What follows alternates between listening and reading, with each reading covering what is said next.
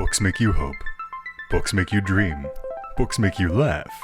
Books make you scream. This is the Books That Make You show, discussing books with authors and experts, unraveling the inner pages of all the books that help make us who we are. Hosted by Desiree Duffy. Hey, welcome one and all. I'm your host, Desiree Duffy, and this is the Books That Make You show. And today we're talking about books that make you take a ride on a flying horse, or at least wish that you could take a ride on a flying horse. Books that reveal adventure and have elements of spirituality and myth, while also giving us a glimpse into other times and places.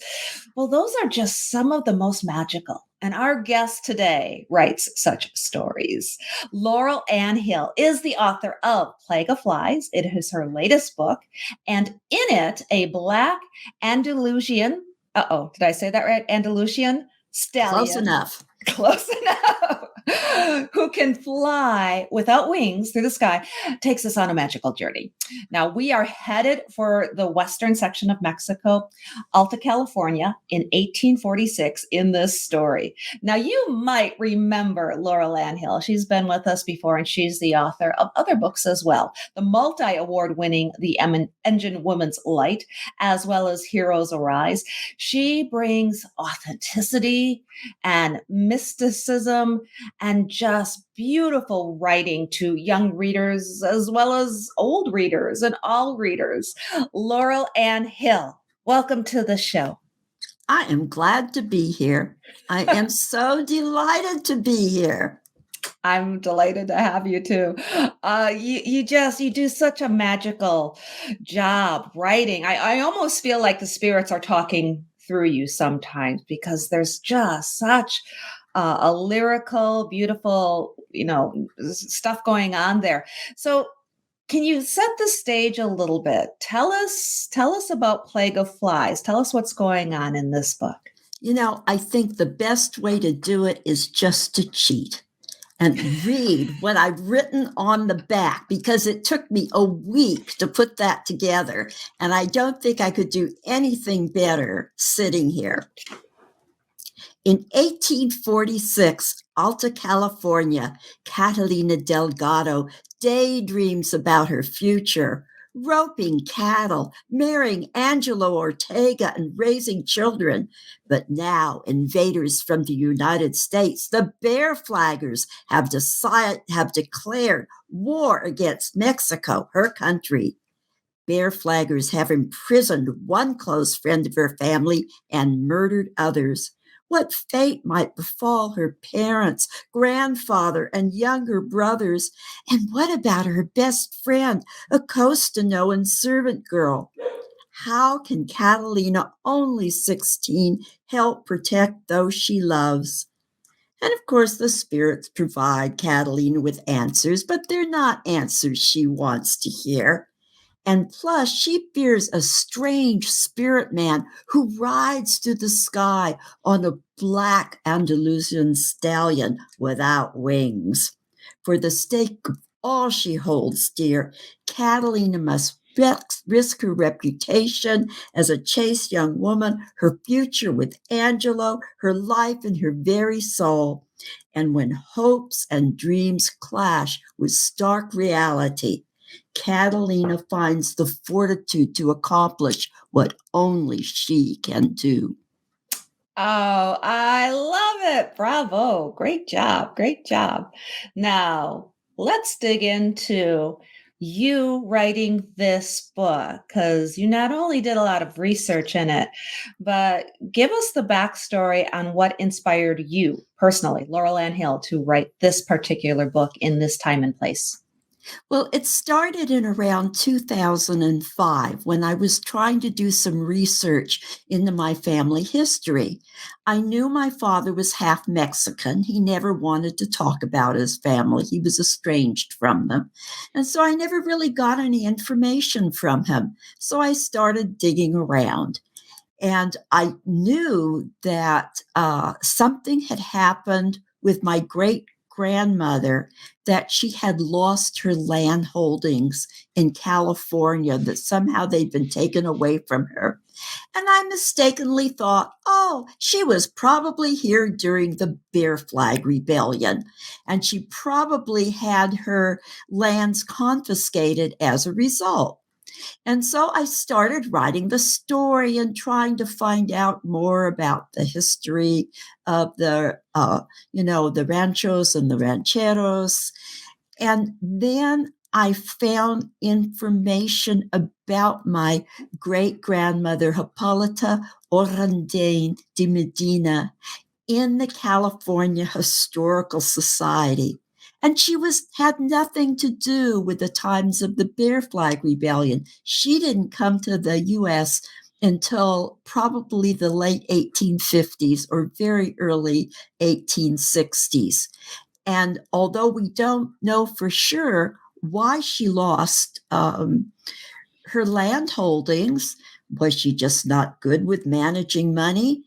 That there is a family rumor, and I don't know if it's true or not, that the railroads took her land away by threatening to kill her two daughters.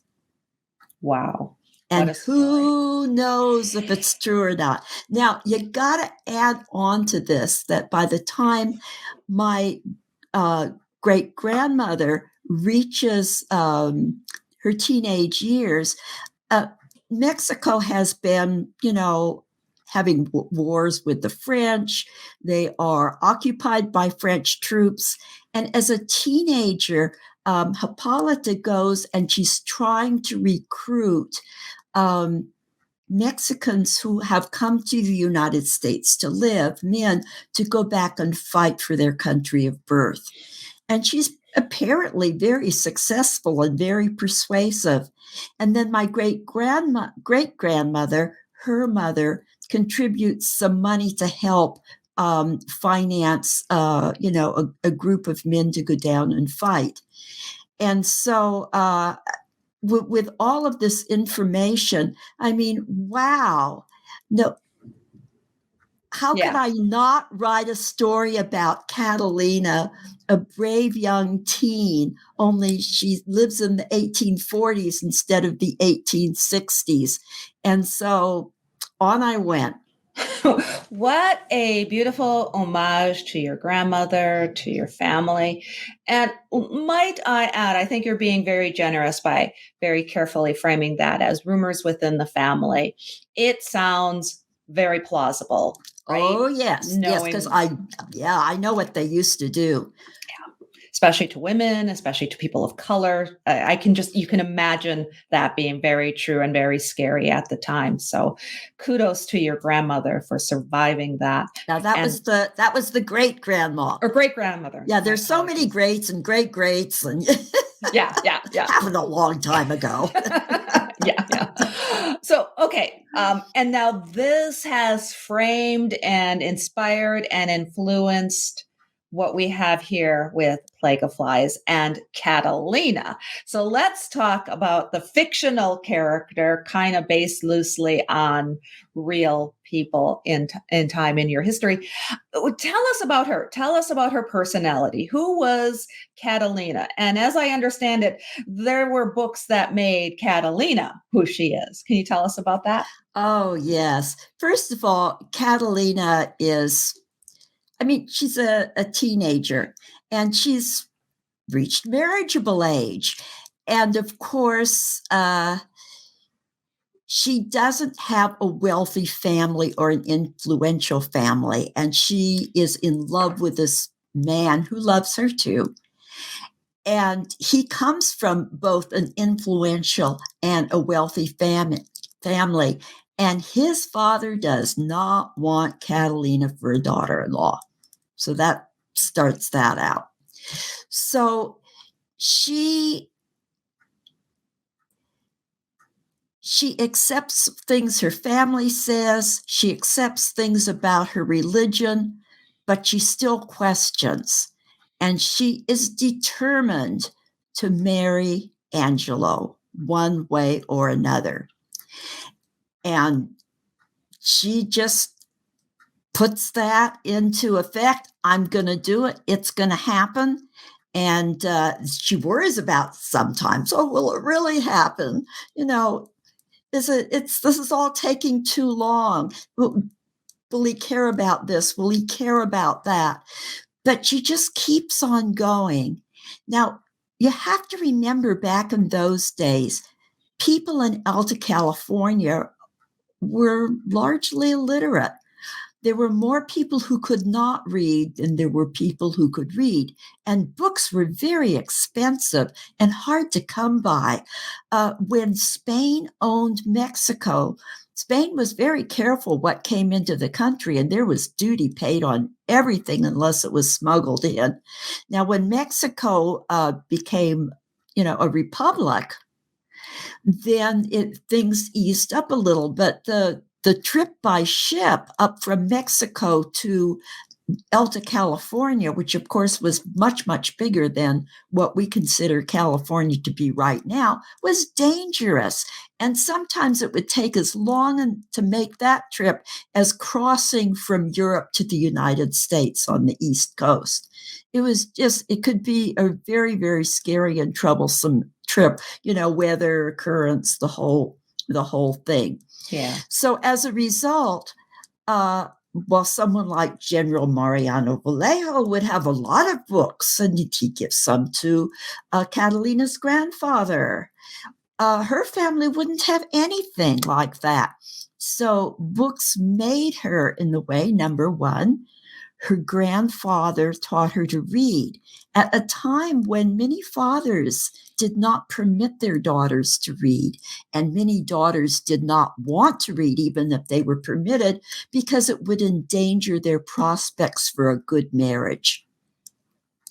So Catalina learns how to read, and she loves Don Quixote, the 3 books that were given to her grandfather. Number 1, Don Quixote by Cervantes. Number 2, a thin book of poetry I don't identify. And number 3, a mysterious book that she doesn't know what it is.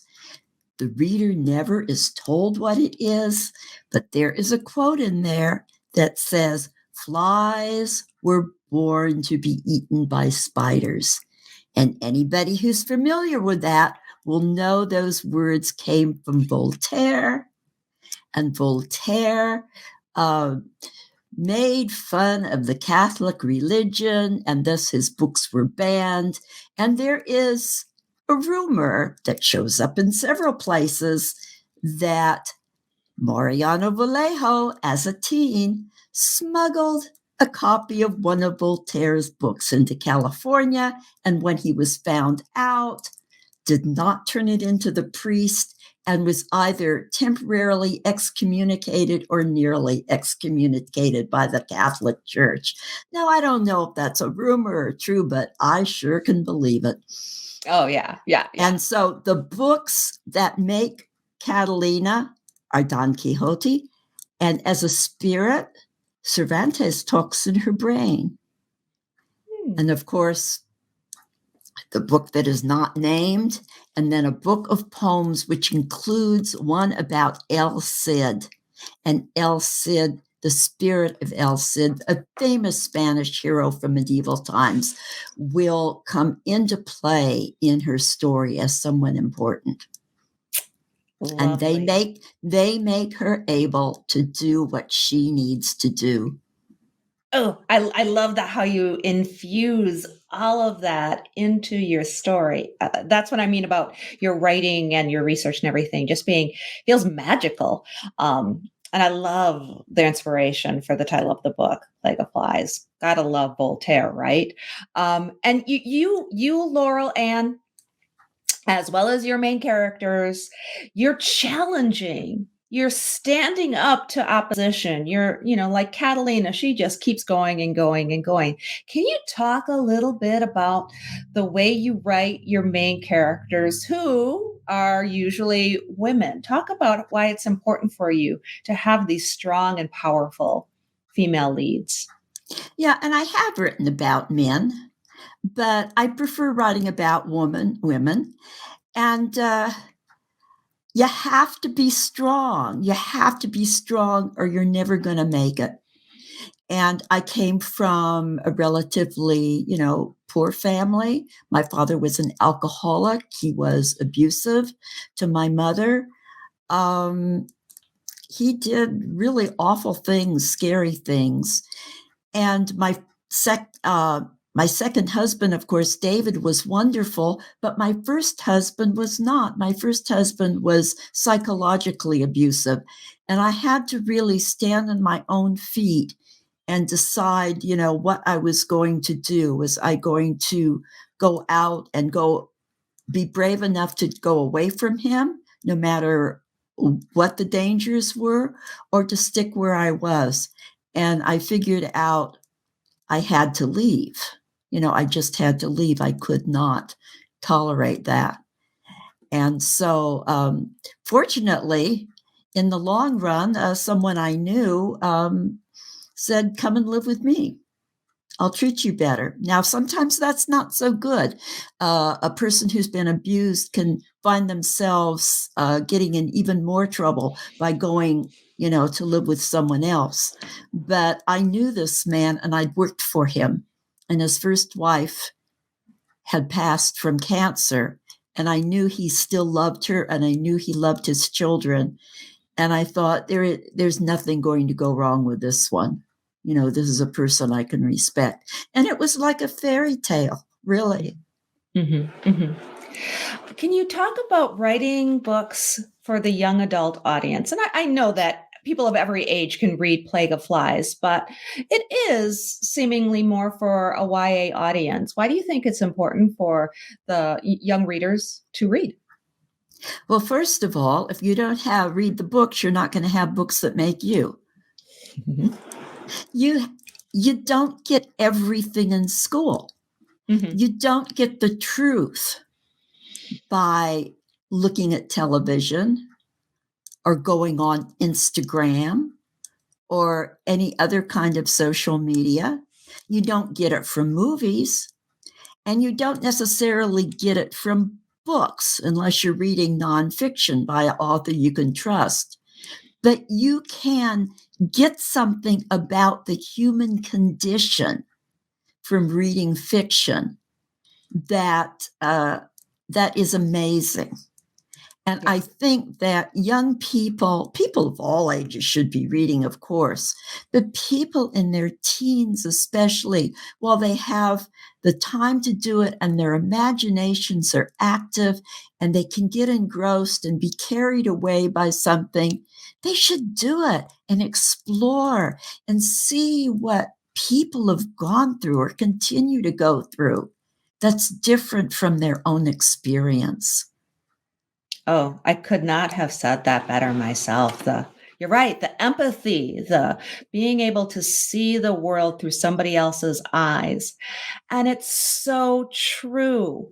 When you're a teenager or a young adult, once you start getting older, once you get in your 30s, 40s, 50s, it never ends. You will look back at those books that you read because they truly did make you. They're going to find the place in your heart. And that, again, is just what I adore about your writing, Laurel. So tell us, you talk about, the human condition and life experiences. What theme or what takeaway do you want readers to walk away with after they read Plague of Flies? I want them to realize that they can make a difference. They don't have to be powerful. It doesn't matter what they look like.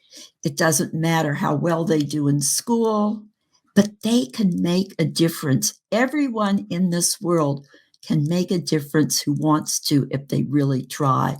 And it may not be a big difference, but it can be something. It could be something just within their family or with their coworkers, something that they do to volunteer to help other people.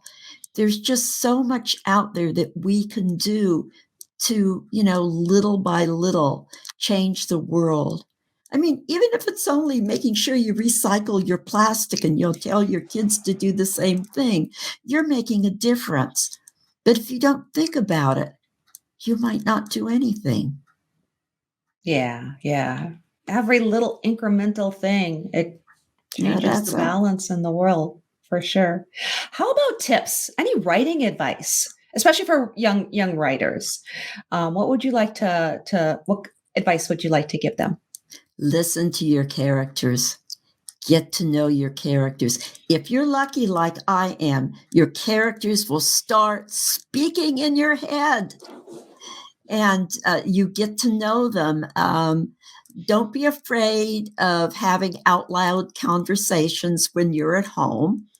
If you're a writer, it's okay to talk to imaginary people in your head. If you're not a writer, well, that's another thing. Maybe you need to go and talk to one of your doctors about it. But if you're a writer, of course, you're going to get to know your characters and carry on conversations, and then to look at the world around you. You don't just say when you're writing down, and this takes time. It takes years and years to perfect a craft. It doesn't happen overnight, so you can't expect it to. But if you start in and look behind the obvious words, somebody was tired. Well, how do you know that? Yeah. Did they yawn? Did they kind of sag in their seat? Did they sigh? And you put forth what they're doing that makes it obvious to the reader that they're tired. And then if you really want to tie it together, when you get to the end of the paragraph, you say, I was tired. Yeah. Like if you need to solidify it. Yeah, after you've shown what they're doing, how they drag home from school. Yeah, that's the key word. It's showing, not telling. Yeah. Show. Let us experience. Because you're right. When we hear that heavy sigh, and now you're experiencing it as the reader rather than somebody just narrating or telling you this person is tired. It's just so much more visceral and real and authentic. And the other thing is, I like a story that stays close to the character. Now, I wrote Plague of Flies, narrated, by Catalina in first person present tense. That's probably not a good way to start out. It might be easier just to do first person past tense, because it's really hard to do present tense, I found. Now, some people I'm sure can just move it off, but I couldn't. I struggled with that one. But it's what worked. Because it is. You're immediately there. You've got this deep point of view that can't be denied. But you're right. It's harder. And I see that too a lot of times. People will start out writing one way and all of a sudden they'll write themselves into a corner because then they realize, oops, what if I want to go into somebody else's head right now? I can't, because I'm 10 chapters in and I've been in this person's specific point of view. Or can I? There are ways that you can hop and yeah. And I did that in Plague of Flies. Yeah. And the character is an important character, but does not take up the same amount of verbiage that Catalina does, of course. But I thought I did not want to tell the story just from the point of view of the Mexican population. I wanted to tell it from the point of an Americano, a Yankee, as one would call them. And I wanted that person not to be the best person, but not to be the worst person. The people who are really not good people in Plague of Flies, I have not given a point of narration. But Jedediah Jones, I gave, because he could have both good things about him and less good things about him. And he could tell about people like John Sutter. He could tell about, people such as Kit Carson, John C. Fremont. And then things that Catalina wouldn't know or wouldn't have that same way of looking at these people because he knows them. Yeah. And he's seen what they can do. So as you're writing as a writer, and I know you're doing all this research and you've got the history, you got the real history and the family history and the plausible stuff and the characters and arcs and everything. How are you building this world? Do you have a world building Bible? Are you outlining, or do you put notes? Do you draw pictures? How do you formulate this entire place? None of that. That's why it takes me so long to write something. One reason that I just have to have it seep into me. I have to feel it.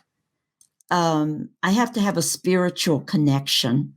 And when I establish the spiritual connection, the rest starts to come and I enter the world and I can make the world real. I mean, how do you make a world real where you got a flying horse without wings that goes through with a spirit man, and but you do it. You do make it real. That's the magical part of it. Because Catalina learns to believe it's real. And there's a little bit of magical realism in all of this woven in. It's not just historical fantasy. It's got the Latino magical realism kind of woven into the fabric of the whole thing that allows you to believe things that aren't plausible. And she's at that age that she can believe things. Her mind hasn't closed off to all of that yet. She can imagine things, and she can imagine things as being true. Yes. I used to do the same thing. Yeah. As young people, we can all, and that's the beautiful thing. And that's why I say young adult fiction, and especially your fiction, this book is not just for young readers. When you're a little older like me and you go back and read it, it's kind of like it takes you back in time as well to your younger self. Let me ask you this question, Laurel. If you could hand this book to one person, a person in the world, somebody maybe in politics or celebrity or influence, or who do you feel needs to read your book? If you could hand it to somebody and get guaranteed that they're going to read it, who would you hand Plague of Flies to? Well, actually, there'd be two people. First of all would be Isabel Allende, who I greatly respect. And she apologized to me that she could not endorse my book because as a matter of policy, she doesn't even endorse things for the family. Okay. But she wrote me this absolutely beautiful handwritten letter on this gorgeous stationery apologizing for that. Oh, nice. And I will treasure that till the day I die. Now, the next person I would give it to would be someone in politics who does not think that, people from Mexico should migrate to the United States. A large part of the United States belonged to Mexico, and they stole it. Uncle Sam stole it and left the people with nothing. And what was done to the Native American population is just, what the Spanish did was bad enough. Okay? Yeah. But the Americans trumped that, excuse the word, in spades and then some. Yeah. And I would give it to someone like that to read. If somebody that needs to someone that really understand. Needs to look back and see what has been done. And there is another book too as well I would have people read. And this is An American Genocide by Benjamin Madley. And if you can get through this, it's nonfiction. If you can get through it without, having it, it's going to take a while, and not because of the length of the book. It's so horrendous. and so disturbing that sometimes I would have to put the book down for days, or I'd just go off in a corner and sit there, or I'd have to go get a drink of water, or sometimes I'd have to pour myself a glass of wine to get through it, because it is so horrific what was done to the Native American people in California. Yeah. Excellent recommendation. Laurel Anne Hill, can you tell people where they can go to find out more about you, your website, social media you'd like them to follow you, and of course, let people know where they can go and find Plague of Flies? Okay, my website, of course, is laurelannehill.com. And that, remember, there's an E after the ANN, and a lot of people get that wrong. And I'm not Lauren, and I'm not Laura, and I'm not Lori. I'm Laurel Anne Hill. Laurel like the tree, Hill like where it's planted, with an Ann in between. Oh, I go through this all the time. That's perfect. I love that. As far as my book, if you want to support a bookstore, a real bookstore, order it from Borderlands Books in San Francisco. Right now, they're on Valencia Street in San Francisco, and they're online, and they're going to be carrying my book. If you just need to, Barnes & Noble, online, definitely, or you can go into any Barnes & Noble and ask them to order it because they have it in their online store. And of course, there's Amazon, and a lot of people, or the majority of people, will use Amazon because they found it easy and they can get at things a little bit more inexpensively. And that happens. And, that's also available. Sure. I've been really bad about social media lately. And I have not really kept up on stuff, and I have to get back to that. I am really ashamed of myself, but I've kind of had some personal things going on in my family life that with my brother and stuff, that I've not been getting everything done I should be getting done. But I'm going to get back there and do it. Yes. There you go. I know you will. And there's always the website. And of course, supporting those local bookstores. I love that. And not to mention, I always recommend too, if somebody wants to go to their local library and ask the library to order it. That way they will be able to read it, but other people will be able to read it again and again and again, and you'll get it into that local library too. Laurel Anne Hill, thank you so much for joining us today on the Books That Make You show. And thank you for inviting me. This has been so much fun, and I always love seeing you. In person, on video. You're my friend. Mine too. Likewise. And we will see each other again, hopefully face to face at some point in the nearest future. I'm hoping that happens.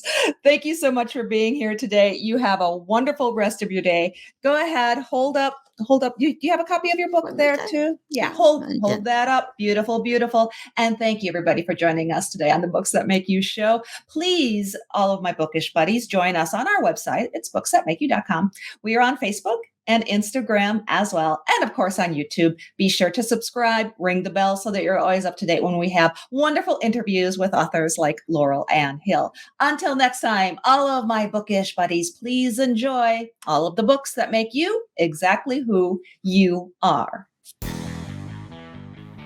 The executive producer for Books That Make You is Desiree Duffy. Produced and sound mastered by Phil Giangrande. Engineering by Dave Nabox. Social media and promotion by Bree Sweeter. For more, visit booksthatmakeyou.com.